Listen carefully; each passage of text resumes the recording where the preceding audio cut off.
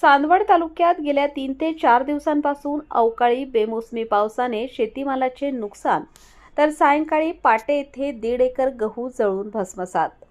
चांदवड तालुक्यात गेल्या 3 ते 4 दिवसांपासून अवकाळी बेमोसमी पावसाने शेतकऱ्यांचे शेतमालाचे अतोनात नुकसान झाले असून कोलटेक पाटे येथील शेतकरी वाल्मिक माधवराव कासव शेत गट नंबर 173 मध्ये यांनी 1.5 एकर गहू केलेला होता।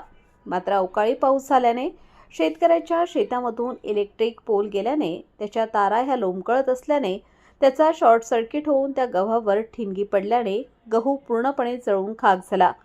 त्यामुळे शेतकऱ्याचा गहू वीज वितरण कंपनीच्या हलगर्जीपणामुळे गहू जळून खाक झाला असे तेथील शेतकऱ्यांनी सांगितले।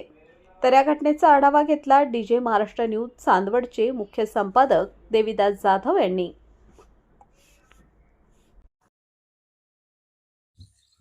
संपूर्ण देशामध्ये 4 ते 5 दिवसापासून अवकाळी पाऊस हा जोरदार होत आहे। त्यामुळे शेतकऱ्यांच्या शेतामालातील काढणीला आलेले जे पीक आहे त्यामध्ये तुमचा गहू असेल, हरभरा असेल, त्यानंतर तुमचे कांद्याला जे डोंगळे असतात ते डोंगळे असेल यांची अंतर्नात नुकसान करीत आहे। त्याचप्रमाणे नाशिक जिल्ह्यातील चांदवड तालुक्यातील कोलटेक पाटे या ठिकाणी मी आज आलेलो आहोत आणि मी त्या शेतकऱ्यांच्या शेतामध्ये आलेलो आहोत आणि त्या शेतकऱ्याच्या शेतामध्ये काल सायंकाळच्या सुमारास वादळी वाऱ्यासह पाऊस झाला आणि त्यामध्ये या ठिकाणी ज्या इलेक्ट्रिक तारी आहे त्या इलेक्ट्रिक तारीचा जो स्पर्श झाला त्याच्यामध्ये शॉर्ट सर्किट झालं। त्या शॉर्ट सर्किटमुळे माझ्या पाठीमागे बघता या शेतकऱ्याचा संपूर्ण हा जो गहू आहे तो गहू जवळजवळ 1 ते 1.5 एकर हा गहू जळून खाक झालेला आहे। आणि त्याच संदर्भामध्ये आपल्या सोबत बोलण्यासाठी आज ते शेतकरी आहे, त्या शेतकऱ्याशी संपर्क साधणार। दादा, काय सांगाल तुम्ही? काल 1 ते 1.5च्या सुमारास इलेक्ट्रिक वायरची ठिणगी पडल्यामुळं आमच्या शेतातील संपूर्ण गहू जळून खाक झालेला आहे। साधारण 1 ते 1.5 एकर गहू होता आणि ती आग लागल्यामुळं शेजारी लावलेल्या कांद्यांचे डोंगळ्यांचं पण आमचं अतोनात नुकसान झालेलं आहे। आणि यापूर्वी बी आम्ही महावितरणला वेळोवेळी सूचना करून तुम्ही वायर व्यवस्थित करा, पण त्यांनी घालताना आणि ढिसाळ कारभारामुळं याच्याकडे लक्ष दिलं नाही आणि त्याच्यामुळे नुकसान झालं आहे। तेव्हा आम्ही नुकसान भरपाईची मागणी वितरण करावी का शासनाने करावी या विवंचनेत आम्ही आहोत। म्हणजे ही जे ठिणगी पडली हे महावितरणच्या हलगर्जीपणामुळे पडली।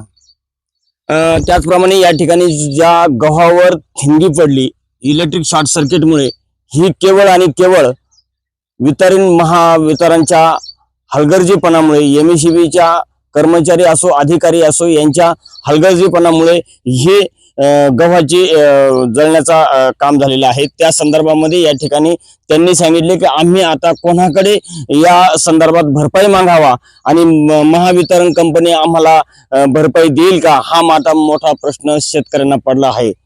डीजे महाराष्ट्र न्यूज साठी देविदास जाधव, चांदवड।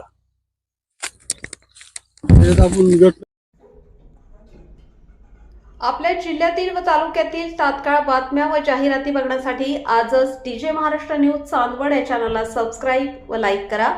तसेच प्रत्येक ठिकाणी प्रतिनिधी नेमणे आहे तरी संपर्क साधा 98 22 49 99 40 89 83 150 460।